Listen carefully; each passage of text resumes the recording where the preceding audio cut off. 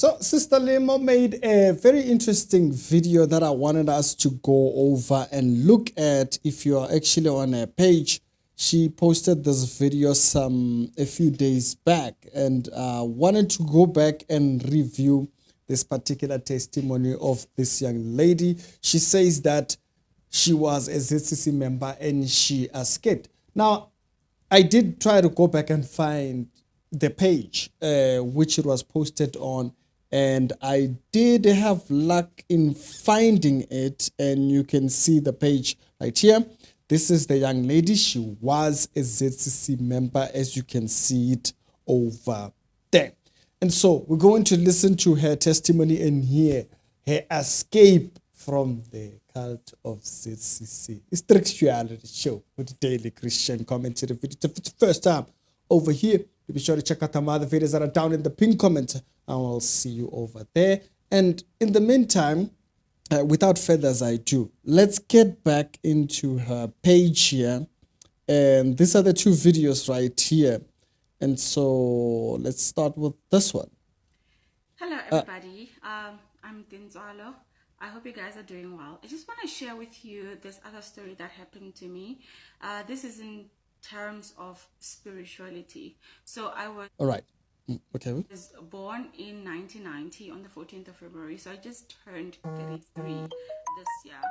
This is just a little bit of background that you should know so that you can understand a little bit of what I'm about to tell you. So when I was born into my family, my family was going to ZCC. They attended ZCC then, they still do now. Okay. Some of my siblings and some of my other relatives. So basically how my story starts is on the 30th of June in 2018, we had a night vigil at home that usually ZCC members usually have at their home. Some of you are familiar of this kind of night vigils because they are quite popular, as ZCC is popular. And I've got a little note here so that I do not forget anything that I've planned to share with you. So June 2018, that's when we had the night vigil at home. And the same year, in October, I started a new job in Ritualistic in Johannesburg. I was working in Fourways before that, so while staying in Pretoria. So when I got a job in Ritualistic, I had to move and decided to, now I want to stay in Ritualistic, so I moved. So in Ritualistic, I was staying in Lindhaven, and in Lindhaven, ZCC had a branch in Princess. So if you know the suburbs, you will understand what I'm talking about. Princess is not too far from Westgate Mall. It's an informal settlement. This is where ZCC had their branch. They usually call it Little Falls branch, but you might find it easier if you say Princess. So I started going to church in that area, and I was told by several prophets and prophetesses that I too was going to be a prophetess. Okay, so this is the first place where it starts. You are given a prophecy of a particular calling or a line of calling that you're going to do service. But remember, the service is for that church, okay? We've had this type of a testimony. If you guys remember that old testimony that we once spoke about of a man who, a very popular audio of a man who escaped ZCC, who mentioned multiple prophecies that he was given, but it was particularly to be a servant of this particular church. So interesting that we hear that even here. Prophets and prophetesses alike started to give me dialogue to abide by. Dialogue is she explains. Instructing you to drink certain teas, bathing with certain mixtures of healing water, sand, stones, etc. I recall one order instructed me to get a 2-liter bottle, collect water where 2 streams meet, 2 stones, and keep them inside the bottle. During that time, I received so many orders, but I managed to fulfill all of them. I was told every weekend I must attend the female practice, and Sunday I must go to church, like to attend the Sunday service. I was also instructed not to ever miss a weekend unless I was on my period. And if you're a female and you go on your periods or your menstrual cycle, you have to stay away from that church. You don't touch that uniform, even if it's yours, your tees, everything that tees, anything that is related to the church. That's number one right there. You see, these churches that are heavily embedded into rituals, okay? These churches that are heavily dependent on rituals, they depend on your ignorance of the scripture of how or what happens with rituals from the past to now after Jesus has come and is our last sacrifice, basically. And so they get into all these rituals, and these rituals can get very dangerous because some of them, they invoke certain spirits to initiate you into their whatever. Only God knows what. Okay? So since we don't know, we'll just since they initiate or they bring you into a certain spirit, and sometimes it's marine spirits and whatever, these different kinds and stuff like that. And so this gets very dangerous, particularly this particular type that she's talking about, where since you can't come to the church because you are in your cycles and stuff like that, when you go to a church and the church says that, stay away from that church, okay? Because clearly that church is not under the function of the New Testament, okay? After the death of Jesus, the New Testament is established, and we are under the death of the testator of the New Testament. And these ritual ideas and stuff like Jesus, when he was touched, I was talking to Tamara yesterday, and this was one of the points we were discussing. When Jesus was touched by the woman with the issue of blood, he didn't need ritual cleansing. So what cleansing are they taking you to? Subject of a different day. But note something. Once you are in your cycle, you cannot come to the church because you will defile the uniform. Even if the uniform is yours, you will defile the church. What kind of a church is that? It's a church that's not under the New Testament. Be careful of such. All right. I was doing well in my career. Luckily, I still am. I was entertaining the prospects of getting married and start a family. And this man noticed me whilst I was following these orders. Mm-hmm. Several prophets and prophetesses told me a man wanted to marry me. I didn't know this man, never met him, but they told me that God chose him for me and I must accept his proposal. The prophet told me that I was never going to divorce him or never get married to anyone else besides him. I was still taking orders from the prophets, thinking this was God-arranged marriage. I accepted. And by the time I accepted, it was November 2019. And the prophets, again, instructed me to tell my family, particularly my mom, even though I still had not met this man. And I did. I told my mom. He too was strictly told to not approach me yet by prophets. By February 2020, I had started dreaming about this man and his family that had departed, the family that is late. In these dreams, they told me his name, his occupation, number of children. He had 2 boys, or he has 2 boys, and how he was supposed to treat me and vice versa. Still told not to meet. COVID-19 led the country into lockdown in March the 27th of 2020, and so were the churches. So ZCC is a very large church that boasts more than 15 million people nationally in South Africa alone. To combat the spread of the virus, ZCC was to combat the virus, the spread of the virus. ZCC was the first to be looked at to have their doors temporarily closed. Prophets again gave me orders not to go to church. and not risk meeting him. There were no services on Sunday, but individual visits were allowed. I was supposed to be properly handed to him according to what I was told. 1st of June 2021, I had a dream, and on the dream I was told he was no longer my husband. We were divorced.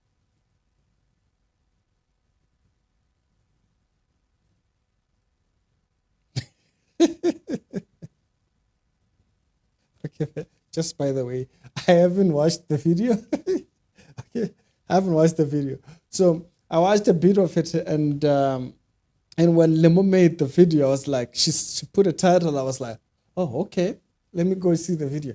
So I wanted to react to it when I see it first time on the camera. So they can't divorce. She can't marry anybody else. She hasn't met this person.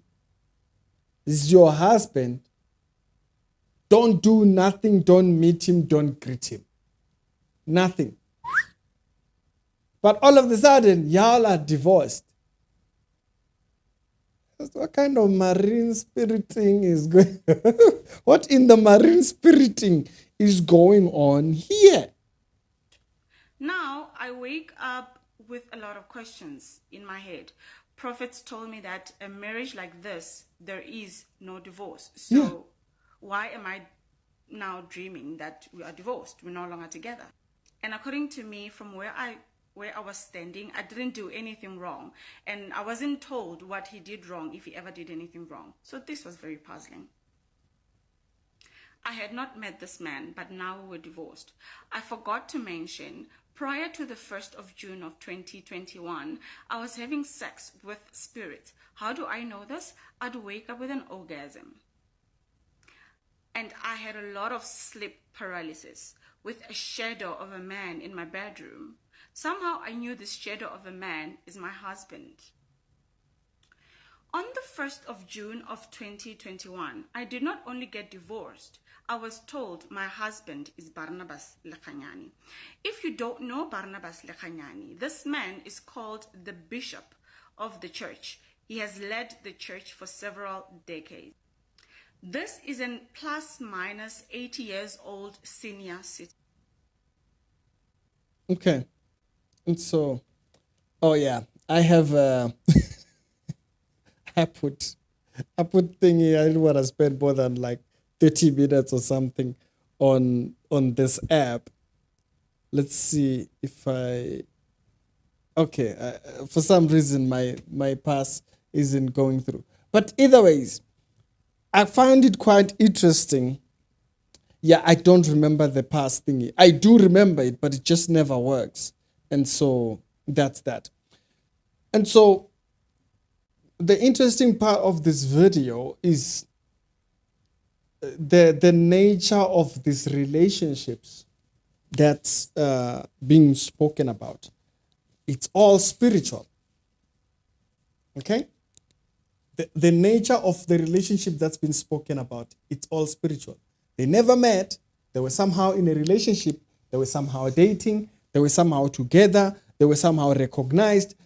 But they never met. They never met. Now, in the meantime, her life must be on pause. So she can't get married to a man. You see, this prophet, because this is prophetings, a thingy. Some dodgy man type stuff. Some of them, they will be dabbling in both sides of ancestral worship and what. And then some now, they are leading people to not get married. So someone will put their life on hold so that they open a door for this spirit woman, spirit husband thingy and whatnot and stuff like that to be used spiritually. God knows to what, okay? And also we understand the whole familiar spirit, whole jazz that happens there. And so if certain individuals are in cults and stuff like that, there is spirits that represent them, or they, through witchcraft, basically, do such things. Okay? Here we are hearing a young lady's story which says she was told, don't get married. Put your life on hold. For what? Only God knows. Now, there may be many. How many other women do you think might have this very same similar story? Might have a story where they were told not to get engaged, not to go into any relationship. They may be told, just wait until you are to be presented. For me, that's the part that is heartbreaking, is that these false callings, these false prophets are leading people to hold on their life, or to put a hold on their life. And I want to do another episode of another person who was made to put themselves on hold. They ended up dead.